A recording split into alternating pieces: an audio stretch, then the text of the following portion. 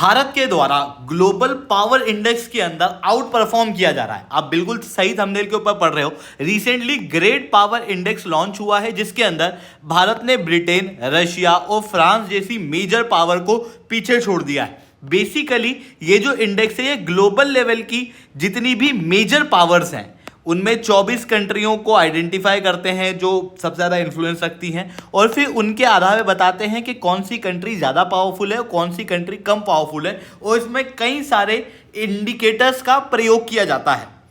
थोड़े समय पहले आप लोगों ने एक और इंडेक्स पढ़ा होगा, एशिया पावर इंडेक्स।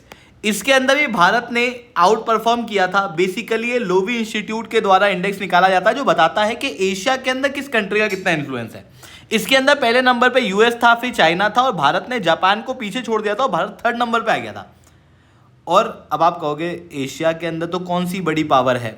चाइना है, जापान है, रशिया है, साउथ कोरिया है, इवन यूएस का भी इन्फ्लुएंस एशिया के ऊपर देखने को मिलता है। ऐसी कंडीशन में इन सारी कंट्रियों को पीछे छोड़ना भारत के लिए एक बहुत बड़ी बात थी।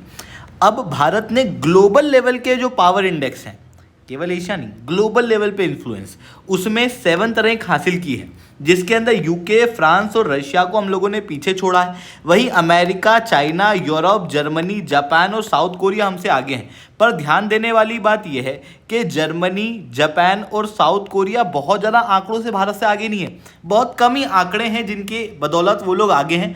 अब यहाँ पर जो भारत 7th पोजीशन हासिल कर रहा है, जिसके अंदर यूके, फ्रांस, रशिया जैसी कंट्रियों को पीछे छोड़ दे रहा है, उसके पीछे क्या मेजर कारण है वो भी ग्रेट पावर इंडेक्स के अंदर बताया गया है। और ये ग्रेट पावर इंडेक्स बहुत ही सिग्निफिकेंट इंडेक्स है जो कि ग्लोबल लेवल पे इन्वेस्टमेंट को भी प्रमोट करता है। जिन कंट्रियों की अच्छी रैंक्स होती है ना, उन कंट्रियों के अंदर इन्वेस्टमेंट भी किए जाते हैं। ऐसी कंडीशन में अपन इसके ऊपर चर्चा करेंगे, बट उसके पहले आप लोग मेरे साथ में SRC10 टेलीग्राम ग्रुप के ऊपर जुड़ सकते हो। मेरे क्लास की अपडेट PDF सब कुछ आपको मिल जाएगी। यूपीएससी CSE तैयारी करना है, इंडिया के टॉप एजुकेटर से ऑफलाइन क्लास के अंदर पढ़ना है तो आप लोगों के पास में अच्छा मौका है। अनअकैडमी अब केवल ऑनलाइन ही रहा है, अनअकैडमी अब ऑफलाइन भी आ चुका है। दिल्ली, करोल बाग, मुखेरिया के अंदर, प्रयागराज, सिविल लाइन, BI के पटना के अंदर ऑलरेडी हमारे सेंटर्स खोले जा चुके हैं। अगर आप जुड़ना चाहते हो तो बिल्कुल से जुड़ सकते हो, ये नंबर मैंने दिया हुआ है। इसके अलावा प्रीवियस ईयर के क्वेश्चन, प्रीलिम्स के मॉक टेस्ट, एनसीईआरटी के नोट्स की समरी, मंथली करंट अफेयर्स की मैगजीन और इंडिया ईयरबुक की समरी अगर आपको फ्री ऑफ कॉस्ट डाउनलोड करना है, नीचे डिस्क्रिप्शन के अंदर मैंने लिंक दी है, वहां से आप डाउनलोड कर सकते हो। चलिए दोस्तों, आप समझने का प्रयास करते हैं पे क्या हुआ। देखो, great power index recently launch हुआ है, जो कि मैंने आपको बताया भारत इसके अंदर 7th नंबर पर आया। ये कंट्री हमारे ऊपर है और ये कंट्री हमारे नीचे है। बेसिकली जो ग्रेट पावर इंडेक्स है ये 3 मेन पैरामीटर देखता है कि किस कंट्री की स्ट्रेंथ कितनी है, हेल्थ और हैप्पीनेस, ये दोनों एक ही पैरामीटर है, और फ्यूचर ग्रोथ एस्टिमेट्स, ये 3 अलग अलग पैरामीटर्स हैं। पर इसके अंदर कई सारे इंडिकेटर्स हैं जो किसी भी देश के कंप्रहेंसिव डेवलपमेंट को समझने के लिए काफ़ी सफिशिएंट है। जैसे सबसे पहले किसी भी कंट्री की स्ट्रेंथ को देखने के लिए वहाँ पर education, innovation, competitiveness, military, trade, economic output, financial centres, currency reserve, geology, resource, act of nature से कितना खतरा है, इन्वायरमेंट के चेंज से कितना खतरा है, इंफ्रास्ट्रक्चर कितने बेहतर है, कैरेक्टर सिविल सोसाइटी के अंदर, और रूल ऑफ लॉ कितना बेहतर है। इन चीज़ों से स्ट्रेंथ पता लगाई जा सकती है। फिर फ्यूचर ग्रोथ एस्टीमेट को देखने के लिए वर्कर पॉपुलेशन कितनी है, ग्रोथ पर वर्कर कितनी देखने को मिल रही है। इतना ही नहीं, यहाँ पर वर्कर की प्रोडक्टिविटी को देखने के लिए education, labour productivity, working hard कितना है, इन्वेस्टमेंट कितना है, साथ में कल्चर के अंदर corruption, bureaucracy, rule of law, innovation, इन सारी चीज़ों को देखा जाता है। मतलब आप समझ सकते हो कितना कंप्रहेंसिव रूप से सोसाइटल एस्पेक्ट भी, इकोनॉमिक एस्पेक्ट भी, पॉलिटिकल एस्पेक्ट भी, हर एस्पेक्ट को कवर करके किसी भी कंट्री के ओवरऑल डेवलपमेंट को समझ के उसके आधार पर पावर दर्शाई जाती है, किसी कंट्री के पास में कितनी पावर है। और इस पूरे इंडिकेटर के अंदर लगभग ये जो पूरी रिपोर्ट है लगभग 186 पेजेस की है, जो जनरली बड़े बड़े इन्वेस्टर्स और पॉलिसी मेकर्स भी प्रयोग करते हैं। किस कंट्री के साथ में हमको हमारी पार्टनरशिप रखना है, किस कंट्री के अंदर इन्वेस्टमेंट करना है, उन सारी चीज़ों के अंदर भी एक बहुत इंपॉर्टेंट रोल प्ले करती है ये रिपोर्ट। पर 186 पेजेस एक एक करके बढ़ाना एक तो सेंस भी नहीं बनता, और दूसरा वो चीज़ इतनी इंपॉर्टेंट भी नहीं है। तो मैं ना आपको 6 पॉइंट्स के अंदर बताऊंगा कि यार इस पूरी रिपोर्ट के अंदर बेसिकली क्या कहा गया है। सबसे पहली चीज जो यहां पर कही गई है वो है कि ग्लोबल लेवल पे जो स्ट्रेंथ है यूनाइटेड स्टेट्स ऑफ अमेरिका की वो कम हो रही है, क्योंकि इंटरनल कॉन्फ्लिक्ट काफी क्रिएट हो रहे हैं। Internal conflict in terms of wealth, value, power, ये आपको देखने को मिलेगा यूएस के अंदर। 1900 से 2024 तक के डाटा को यहाँ पर देखा गया और उसके आधार पे पता लगाया गया कि अभी सबसे ज़्यादा कॉन्फ्लिक्ट है। और इस कॉन्फ्लिक्ट का मतलब क्या है? देखो, यूएस के अंदर इन कॉन्फ्लिक्ट का जो मेजर कारण है वो दो अलग अलग पॉलिटिकल पार्टी का होना है, और वो दोनों पार्टी के जितने डाइवर्स ओपिनियन होंगे उतना कॉन्फ्लिक्ट बढ़ जाएगा, और उसकी वजह से पॉलिसी अनसर्टेनिटी ज़्यादा देखने को मिलेगी। और वही चीज़ यूएस के अंदर अभी विटनेस हो रही है, जिसके कारण से यूएस की पावर जो है वो कम होते हुए दिखाई दे रही है। ये पहला पॉइंट था। दूसरा पॉइंट जो इस रिपोर्ट के अंदर आइडेंटिफाई किया गया वो ये है कि आने वाले समय में यूएस का कॉन्फ्लिक्ट चाइना के साथ में होना लाजमी हो चुका है, क्योंकि एक तरफ यूएस की पावर कम हो रही है। हालांकि यूएस एक स्ट्रॉन्गेस्ट मिलिट्री है, एजुकेशन के अंदर काफ़ी अच्छा परफॉर्म करता है, बेहतरीन करेंसी है इसके पास में, और एक्सीलेंट यूनिवर्सिटीज़ हैं। बट उसके बावजूद भी external conflict, domestic conflict, unfavourable economic और फाइनेंशियल पोजीशन, जिसके अंदर यूएस की ग्रोथ रेट 1.4% है, जबकि चाइना की 4% है। तो ये क्लियर दर्शाता है कि यूएस की पावर जो है वो नीचे आ रही है। दूसरी तरफ चाइना की पावर जो है वो ऊपर आ रही है, जहाँ पर चाइना सेकंड लार्जेस्ट इकोनॉमी बन चुका है, अच्छे इंफ्रास्ट्रक्चर इनके पास में है, और उन चीज़ों की वजह से चाइना की पावर जो है ऊपर आ रही है, जिसकी वजह से यूएस चाइना के बीच में कॉन्फ्लिक्ट जो है वो लाजमी होगा। हालांकि ये कॉन्फ्लिक्ट एकमात्र नहीं होगा। ऐसा नहीं होगा कि कोल्ड वॉर के समय पे जैसे यूएस और यूएसएसआर के बीच में हुआ करता था कि भाई दो ही कंट्रियों का कॉन्फ्लिक्ट है और कोई कॉन्फ्लिक्ट ही नहीं है। यहाँ पर चाइना थोड़ा सा हिजकता है डायरेक्ट कॉन्फ्लिक्ट के अंदर आने से, इस कारण से, और मल्टीपल कॉन्फ्लिक्ट भी उभर के आ रहे हैं, क्योंकि ग्लोबल ऑर्डर अब मल्टीपोलर हो रहा है।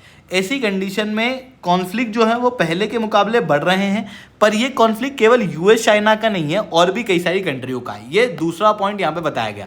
तीसरी चीज जो इस रिपोर्ट के अंदर बताई गई, जहां पर भारत ने आउट परफॉर्म किया है, वो है इकोनॉमिक एस्पेक्ट। देखो, मैंने आपको 3 इंडिकेटर बताए हैं। सबसे पहला स्ट्रेंथ, दूसरा हेल्थ और हैप्पीनेस, और तीसरा है ग्रोथ। किसी भी कंट्री के फ्यूचर रियल ग्रोथ एस्टीमेट कितने हैं, और उसके अंदर ये सारे पैरामीटर्स को ध्यान में रखा गया है। इनडेप्थनेस, कल्चर कैसा है, करप्शन है कि नहीं, ब्यूरोक्रेसी, रूल ऑफ लॉ, फिर वर्कर कितने हैं, वर्कर की प्रोडक्टिविटी कितनी है, इन सारी चीज़ों को ध्यान में रखते हुए भारत की जो फ्यूचर ग्रोथ है वो सबसे ज़्यादा आई है। आप क्लियरली देख सकते हो 6 से 7%, और वहीं दूसरी कंट्रियाँ जो है वो भारत से वे बियॉन्ड पीछे है। चाहे वो जापान हो, चाहे वो चाइना हो, चाहे वो यूनाइटेड स्टेट्स ऑफ अमेरिका हो, हर कंट्री भारत के पीछे है, और इसी कारण से भारत की रैंक जो है वो 7th आई हुई है, क्योंकि भारत के फ्यूचर ग्रोथ प्रोस्पेक्ट बहुत अच्छे हैं। उसके बाद फिर Indonesia, Turkey, China, Saudi Arabia भी ठीक ठीक परफॉर्म कर रहे हैं, पर इंडिया बहुत अच्छा परफॉर्म कर रहा है।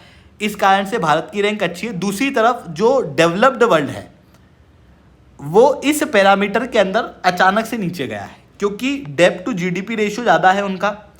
हालांकि सेंट्रल गवर्नमेंट के पास में बॉन्ड होल्डिंग अच्छी होने के कारण अभी इमीडिएट इकोनॉमिक क्राइसिस आने की संभावनाएं नहीं है, बट डेब्ट ज़्यादा और बजट डेफिसिट के ज़्यादा होने की वजह से समस्याएं जो है वो देखने को मिलेंगी। और आप पूछिए चाइना के अंदर भी देख सकते हो, चाइना का भी बजट डेफिसिट जो है वो काफ़ी ज़्यादा होने वाला है 2030 तक। इस कारण से भारत की इकोनॉमी के स्ट्रांग होने की वजह से भारत की रैंक जो है वो 7th नंबर पे आई है। साथ में इनोवेशन और टेक्नोलॉजी को भी यहाँ पर ध्यान में रखा गया, क्योंकि अभी वर्ल्ड जो है वो ट्रांजिशन स्टेज पे है, जहाँ पर एआई का डेवलपमेंट हो रहा है, नई टेक्नोलॉजीज जो है वो आ रही हैं। ऐसी कंडीशन में ऐसी कंट्रियाँ जो इन टेक्नोलॉजी को अच्छे से कंट्रोल कर पाएगी, वो आने वाले समय में अपनी पावर को, अपनी हेजिमनी को ज़्यादा अच्छे से इस्टेब्लिश कर पाएगी।